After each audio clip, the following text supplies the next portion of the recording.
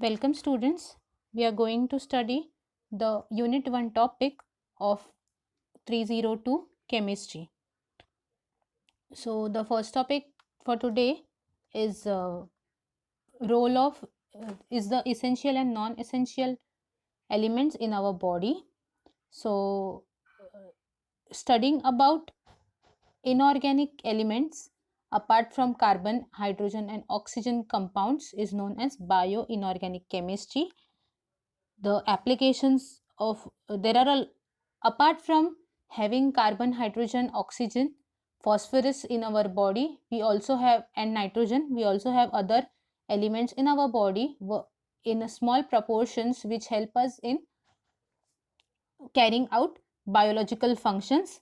So the study of those elements is known as bioinorganic chemistry. So we are going to know more about these elements that are required in our body. So there is a lot of scope in bioinorganic chemistry.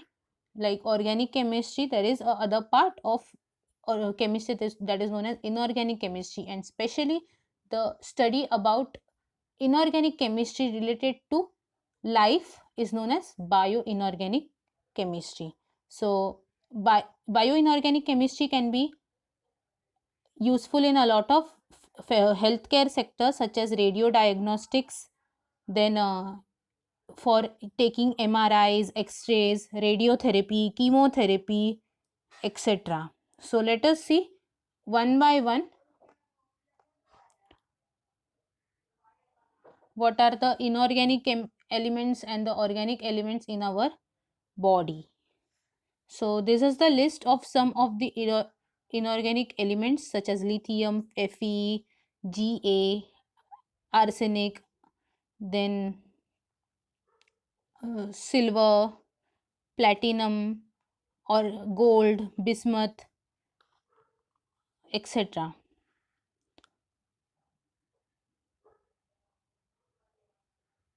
So this is the composition of human body, which element is present in how much amount. So oxygen is around 65%, carbon around 18%. So you can see this the composition of different elements in our body.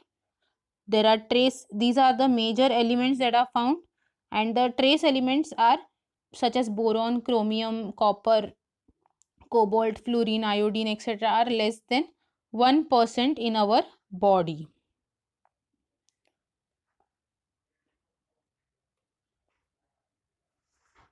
So, inorganic elements, it depends how much amount of inorganic elements will be present in our body will be endogenous, depending on the endogenous conditions and also the external condition. Then if there is a high percentage of oxygen and hydrogen in, then that will suggest that there is a high content of water. Then calcium use, if there is a calcium, means calcium is the metal which is most abundant in body. Of all the metals, calcium is the most abundant, and it is used for stabilization of the endoskeleton. That means it is used for synthesis of the bones. Then there are some elements such as silicon, aluminium, titanium. They are not present in our body. They are present in only in the earth's crust, and have only marginal role in biosphere. So this is the periodic table of all the elements. Everybody is familiar with this periodic table that you have learned in the lower classes. So, since I had talked about bioinorganic chemistry in the previous slides, bioinorganic chemistry involves study of biochemistry, biomedical science, pharmacology, physiology, inorganic chemistry, microbiology, toxicology, and physics all come in the field of bioinorganic chemistry. So, here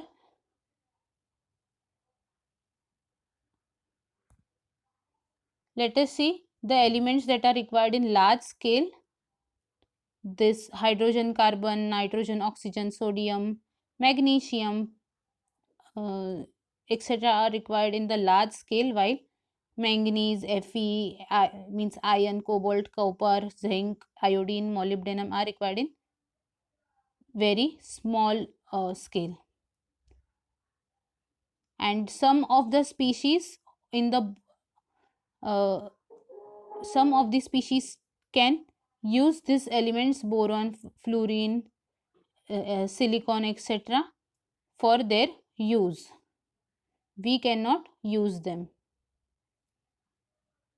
So this periodic table, the symbols, these are the symbol elements with the circles are the elements required in large amounts in our body.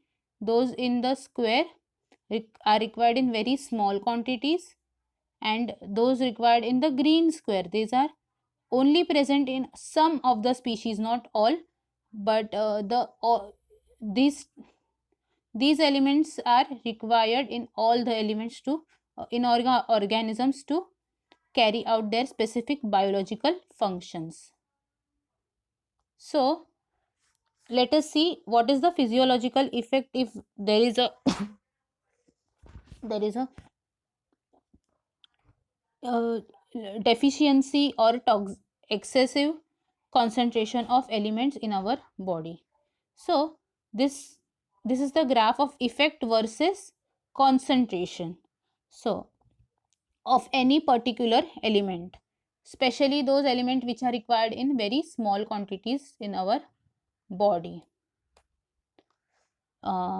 These elements, if there is a complete lack of element, then such as let us say there is a complete lack of iron in our body, then what will happen? Iron is required for the hemoglobin production, so there will not be hemoglobin production. That means there will be lack of the element. Zero iron in our body will lead to no hemoglobin, hence death. If there is less amount of hemoglobin, it will lead to deficiency of iron, then there can be problems for synthesis of hemoglobin, etc. Then this is the optimal supply, means this is the ideal amount of iron that is required in our body. If there is less or more uh, if there is a less or more amount of iron in our body, this it will lead to either deficiency or the excess toxicity. If there is excessive iron in our body, it will cause diseases, and even more than that, excessive, if it is in the toxic doses, then it may lead to death of the person. If too much of iron is injected in that particular person, it may lead to the death of that person. So let us see how iron is used in our body.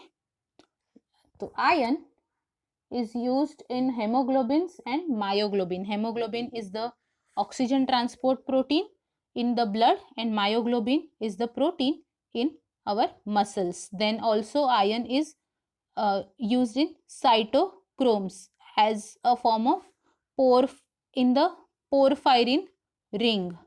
So they carry out functions such as oxygen transport, redox catalysis, etc. Then the next element is the cobalt. So everybody must have heard of vitamin B12 from the vitamin B12 complex. From the vitamin B complex, this is a vitamin B12 cyanocobalamin. It is also in a porphyrin ring, and it is a catalyst, and also methyl transferase. If there is a deficiency of vitamin B12 in our body, it can also lead to problems such as anemia, then neurological problems, etc. Then there are two forms of metal complexes. First is the porphyrin, and then other is the bridged bimetal complex. So Fe2 clusters are present in the form of either hemierythrin. Hemierythrin is also oxygen transport protein. It is not present in humans, but other some of the organisms contain hemerythrin as the oxygen transport protein. Then as a in the methane monooxygenase, it works as a hydroxylase. It works in the hydroxylase enzyme. Then also in ribonucleotide reductase. Then there is Cu clusters, means copper clusters. Hemocyan, instead of having iron in the as the transport with the transport protein, in hemocyanin it's the copper that is used in transport of oxygen from in some species. So let's continue this slide. Then there is Mn clusters. So Mn clusters are required in photosystem, especially in plants. Then catalase in the hydrogen peroxide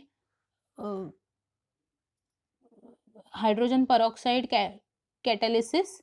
Then Zn clusters, Zn clusters are present as zinc aminopeptidase in, and it works in hydrolysis of urea. Then nickel clusters are used in urease enzymes. Then iron sulfur clusters are used as electron transfer in some organisms. Then molybdenum and pterine rings are, molybdenum is embedded in the pterine ring, and it works as xanthine oxidase. And then zinc fingers are involved in DNA binding. So zinc fingers will be involved in binding to DNA to specific locations. So let us see one by one how different elements are required in different molecules. So let us see the very simplest molecule, ATP, that is the energy storage of body. ATP will be having elements such as carbon, hydrogen, oxygen, phosphorus, right, and nitrogen. So ATP is the energy currency of our body, and for using energy in our body, we will require elements such as carbon, oxygen, hydrogen, nitrogen, and phosphorus. Then the next type of function, simplest function, would be sodium potassium pump, which is found in all the membranes of the cells. So it is used for transferring a signal from one cell to another cell. Lot of functions are can be done with the help of sodium potassium pumps. So the electrical and chemical gradient that is produced with the help of sodium potassium pump, it can across the membrane, it can be used to it can be used to send the signals in the nerve cells, etc. Nerve impulses can be sent. So here they are associated with pump. The pump's name is sodium potassium ATPase pump, which will let sodium inside and send outside the it will let potassium inside and sodium outside of the cell.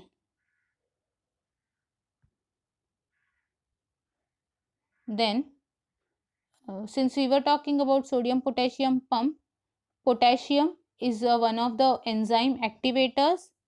It is required in our body for RNA for production of RNA or proteins, etc. It is used in secretions of gastric acids, and the major work of potassium will be in transferring membrane potentials. Any chemicals that we can ingest from outside that can lead to forming complexes with sodium and potassium are some antibiotics such as valinomycin, monactin, nonactin, etc. Then let's go to the next alkaline earth metal. Everybody must be familiar with the alkaline earth metal which are present, which are these all the metals here, these two rows: sodium, potassium, magnesium, calcium, etc. So let's go and study some other alkali earth metals. So one of them is magnesium. It is required in plants uh, for carrying out photosynthesis. It is embedded in the chlorophyll molecule,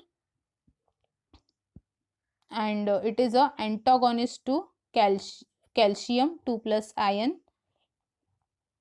It is an enzyme activator of the enzyme ATPase. Then the next element is calcium 2 plus. So we had said in the magnesium also, see, it is the Ca2 plus is the antagonist. So here also this is the calcium is the inhibits the enzymes that can be activated with magnesium 2 plus. Calcium is a very widely required element in our body, required extracellularly for clotting, such for example, the prothrombin protein is converted with the help of calcium into the thrombin fibrinogen complex, which leads to clotting of the blood. If there is no calcium in our body, we cannot clot the blood. And the next use of calcium would be obviously in the carrying in the endoskeleton, that is in our bones. Calcium is required. Bone, teeth, etc. requires calcium for their structural stability. Then let us see about elements such as iron, copper, molybdenum, etc.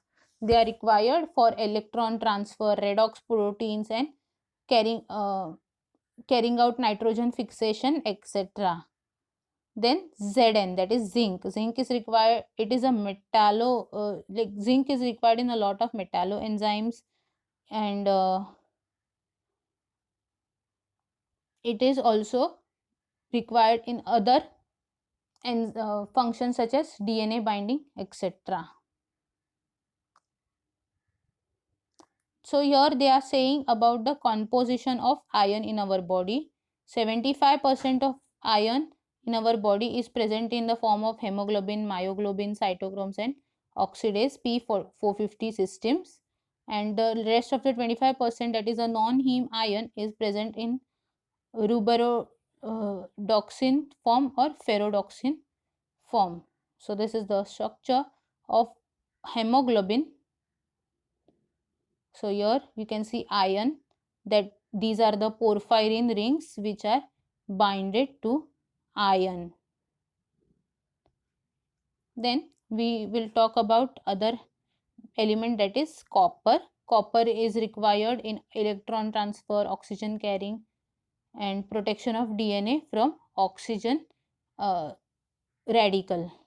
So copper is associated with a lot of enzymes such as cytochrome oxidase, which converts oxygen to water. Then tyrosinase, phenol oxidase, which carry out oxidation of phenols.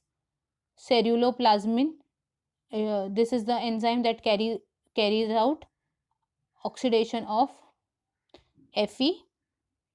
Then it is required in blue proteins, which these blue proteins will not be present in our body but some other organisms. Then it is required in enzymes such as superoxide dismutase, which is helpful in eliminating oxygen 2 minus from our body. So this is will be working as antioxidant in our body. Then in, as we had said earlier also, like hemoglobin, just like hemoglobin is a oxygen transfer protein, hemocyanin is also one of the oxygen transfer protein. But unlike hemoglobin, which utilizes Fe as its metal binding metal which is binded to hemoglobin, in hemocyanin it is copper that is bind, and it is working as oxygen transport. So this is the structure of superoxide dismutase. Here you can see there is a presence of copper, zinc, two inorganic or the metal can be seen in superoxide dismutase enzyme. Then sodium. Sodium is a major cation of sodium plus, always present in the form of Na plus. It is a major cation of extracellular fluid. It is required in maintenance of electrolyte balance and fluid balance in our body. Regulation of osmotic pressure inside the cell is essentially done with the help of sodium. It is required in transfer of nerve pulses, and it is a very important element in our body. We have to eat sodium daily to keep the levels of sodium in check in our body. What will happen if there is a deficiency or excessive loss of sodium in our body, low sodium in the body? The condition is known as hyponatremia. So that may happen because of when someone has a lot of water or fluid in our body, uh, it dilutes the amount of sodium that is present, and hence uh, it leads to hyponatremia. Then there is conditions such as kidney failure or congestive heart failure that can lead to deficiency of sodium. Hyponatremia can result from loss of sodium from the body, such as a conditions where such there is excessive of sweating or diarrhea or vomiting, etc. Then it may lead to deficiency of sodium. Or conditions such as adrenal insufficiency, hypothyroidism. Adrenal insufficiency means there is less amount of aldosterone or adrenaline enzymes, adrenaline hormone produced in our body, which is required for regulating the concentration of sodium in our body. So if there is adrenal gland has gone, its function has gone wrong, then it can lead to sodium deficiency. Or hypothyroidism. Hypothyroidism means decreased amount of thyroid hormone in the body. Or cirrhosis in the liver means there is any problem in the liver, can lead to deficiency of sodium. Then how can we treat hyponatremia? So IV, that is intravenous administration of electrolytes. Then also treating any underlying causes such as hypothyroidism or adrenal insufficiency can treat sodium hyponatremia. Then we come to the next element, that is potassium. The next potassium is also a very important element in our body. The function of potassium is to regulate the, similar to the sodium function, regulate cellular electrolyte balance. Signal, it is used in signaling of cells. Then used to transport essential nutrients, and used also in enzymatic analysis. So all the organisms in world will require a balance of sodium chloride to electrolyte balance to carry out their physiological functions properly. What will happen if there is a deficiency of the potassium? The condition is known as hypokalemia. Then it can occur because of the if a person is taking antibiotics or diarrhea, or he is vomiting, or he has any kidney diseases or eating disorders, or low magnesium levels or sweating, etc., can lead to hypokalemia. So the symptoms of what happens if there is a mild potassium deficiency? Then the person feels constipated, skipped heartbeats, or palpitation, or fatigue, or muscle damage, or tingling, or numbness. If there is excessive deficiency, then it may lead to even severe problems. So, if there is a large drop in potassium level, then it may lead to abnormal heart disease, heart rhythms, means your heart will not able to pump out uh, properly. Then this is problem with people with heart diseases. The people already suffering from heart diseases also have medications that will change the electrolyte balance. Hence, they need to monitor electrolyte balance very carefully. If there is excessive deficiency of potassium, then it may happen that the heart stops working. So this is the importance of potassium in body. Then there is magnesium. Magnesium is a very essential metal in chlorophyll molecule. Just like hemoglobin contains iron, तो ion के बिना haemoglobin नहीं काम कर सकता, वैसे chlorophyll will only work with the help of magnesium. Then it is also present in a prosthetic as a prosthetic ion in enzymes that hydrolyze or transfer phosphate groups, and it is required for biological functions such as membrane transport, then transfer of nerve impulse, contraction of muscles, oxidative phosphorylation, and maintenance of ribosomal structure and protein synthesis. What will happen if there is a deficiency of magnesium? So, muscle spasm, seizures, cramps, anxiety, irregular heart rhythm, etc. are symptoms of low magnesium. And if there is a very high deficiency of magnesium, then it may cause migraines, headache, insomnia, means sleeplessness, then depression, chronic fatigue, etc. So magnesium supplements are provided to those people. Just like sodium potassium deficiency will be treated with the help of electrolyte or the saline solution. Magnesium, there are supplements of magnesium tablets which contain magnesium ions are given to such people. Then the next element is calcium. Calcium is a intercellular and extracellular element required in our body. It is mostly present to modulate the excitability of surface membranes and transport the material along a nerve fiber. Then it strengthens the mechanical properties of tissues, stabilizes the enzymes. The example of strengthening of mechanical properties would be simply its importance for in the bones is you can just keep that in mind, then you can remember the functions of calcium, and stabilization of various enzymes is done by calcium, and it also plays role in fertilization and in mitosis.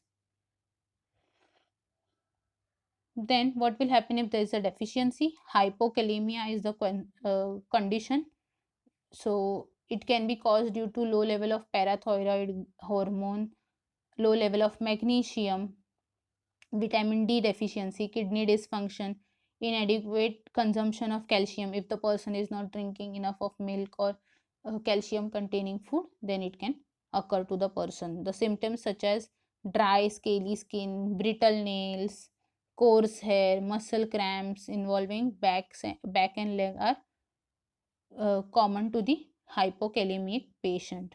So what can happen if it is not treated over the time? Hypokalemia can affect brain and neurological and physiological symptoms such as confusion, memory loss, delirium, depression, hallucination can occur.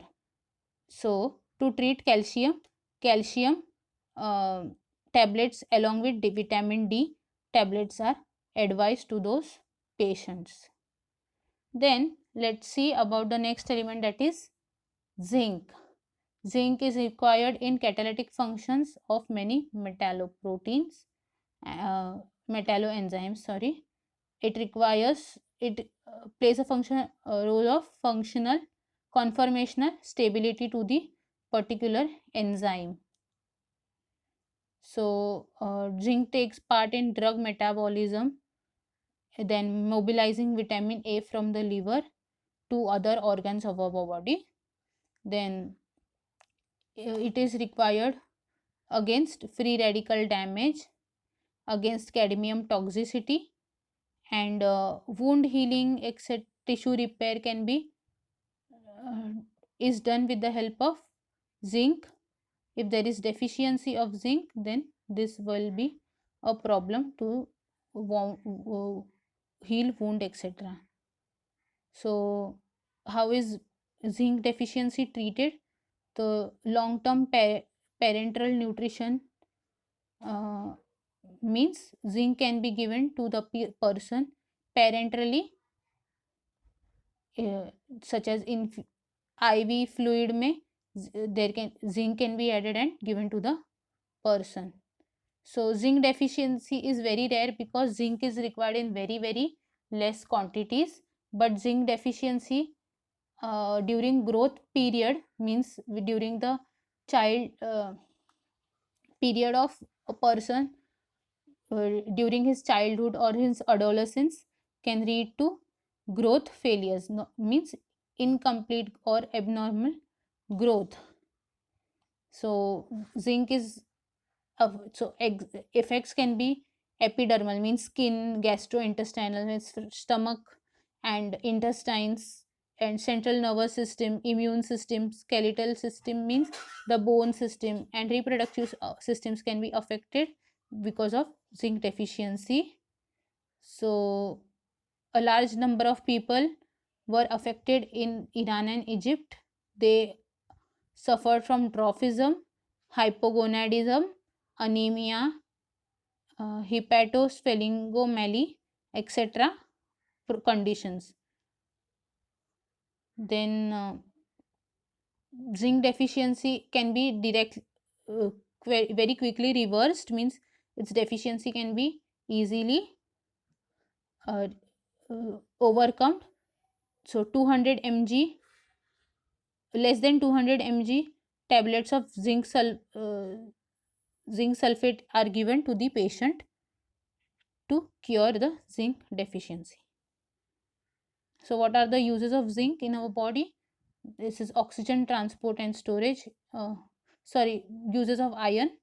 It is present in the oxygen transport and storage, hemoglobin, then myoglobin, then oxygen homeostasis, then electron transport and energy production. So the cytochromes and dehydrogenase are require Fe in their structures to carry out their function. Then metabolism. So again, cytochromes can be will be using iron, antioxidant activity. So again, catalase and peroxidase enzyme require iron as their as important है उनके लिए to carry out their reactions. Then there is one more enzyme known as myeloperoxidase, which carries out antioxidant activity. Then DNA synthesis. So who is this here? Ribonucleotide reductase is the enzyme required for DNA synthesis, which takes use of iron. What happens when there is a deficiency of iron? Especially people like pregnant women or infants who are they require higher amount of iron in their body. So if iron deficiency is untreated, it leads to anemia. Anemia is reduction in hemoglobin in body. So signs for anemia, iron deficiency can be fatigue or slow cognitive speed, or social development, difficulty of the difficulty of, like, this is especially for the children's, temperature imbalance, body functions are not properly happening. Blood tests are done to ensure the concentration of iron in body is is proper, then if there is higher amount of a lot of deficiency of iron, it can be it needs to be treated with iron tablets. But if there is a mild deficiency, a very few less amount of, means the amount of iron is very near but lesser than the optimal value, then it can be, that is the mild deficiency, can be prevented or corrected by eating oxygen rich foods or iron supplements such as ferrous sulfate. So hence people with anemia are asked to have foods like green leafy vegetables to increase their iron uptake in the body. Then there is copper. Copper is required in enzymes and proper functioning of the enzymes. So it is required for maintaining the skin, blood vessels, epithelial and connective tissues throughout the body. It is required in production of hemoglobin. Yes, it is confusing. Hemoglobin contains iron, but production of hemoglobin requires copper. Please keep this in mind. Don't get confused here. Repeat this 10 times, only then you can remember this. Then hemoglobin, then another protein such as myelin, melanin, etc. It keeps the thyroid gland functioning properly. It acts as antioxidants, and it is it is specially required when there is a Alzheimer's patient. So it can be prevented. Development of Alzheimer's disease can be prevented with the help of copper. What happens if there is deficiency? Hematological means blood, hemoglobin will drop. Neurological means nerve conduction, etc. will drop. Then it can lead to what are the conditions which causes copper deficiency? So gastric bypass surgeries or gastrointestinal surgeries, or malabsorption means there is not proper absorption of copper, or zinc toxicity, etc. can lead to copper deficiency. There is a genetic disease known as Menkes disease, uh, which is actually the copper deficiency disease. It can also be fatal sometimes. So what are the symptoms of copper deficiency? Anemia, myelodysplasia, leukopenia, neutropenia, and it can also lead to leukemia development further. So this brings us to the end of essential and non-essential elements, but we saw about their deficiency. We'll see if there is a toxicity of these elements in our body, what will happen. So if there is toxicity of essential elements, then there are metabolic disorders and biochemical mechanisms go haywire. And if there is toxicity of non-essential elements, then it can lead to their excessive excessive assimilation, and finally it can stop some biochemical reactions in our body. So excessive sodium leads to hypernatremia. Hyponatremia is less of sodium, hypernatremia is more sodium.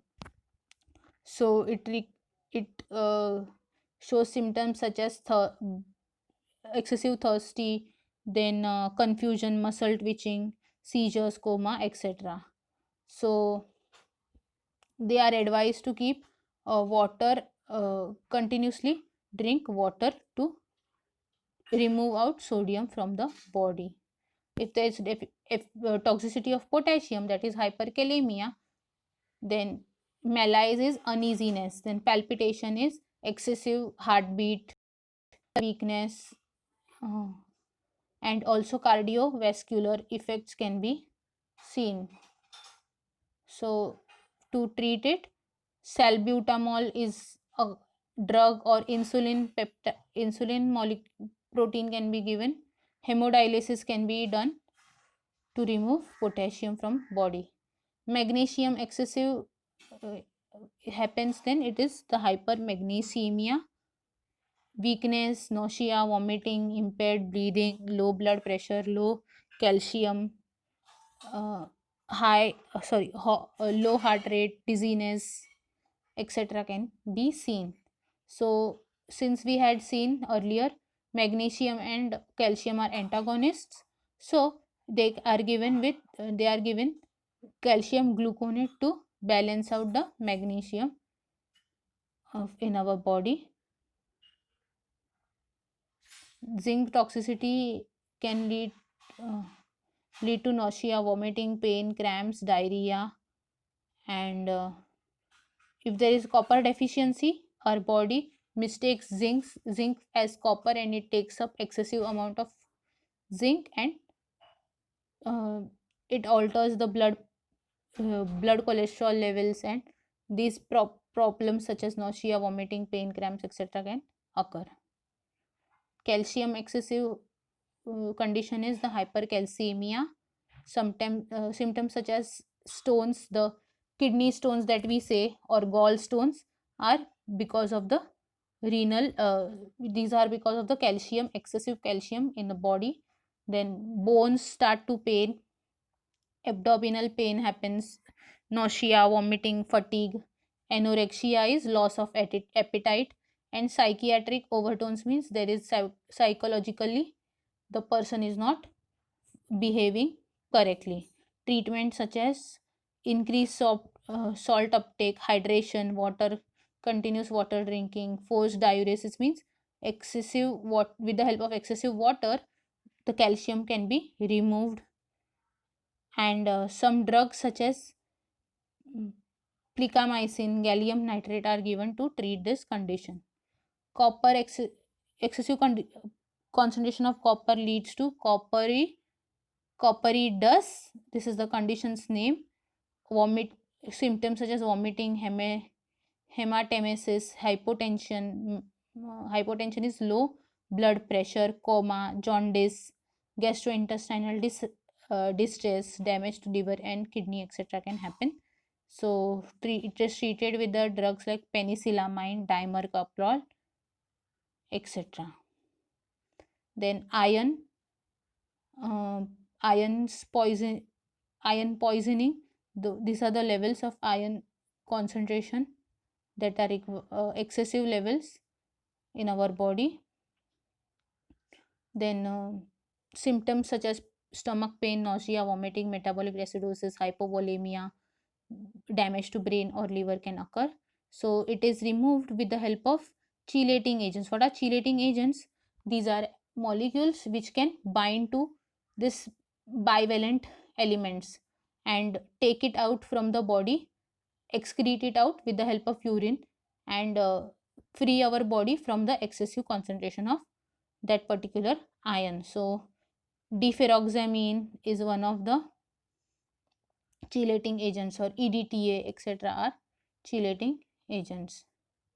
So this brings us end to the essential and non-essential metals in our body. You can read further if you want. I will share this presentation on the Google Classroom.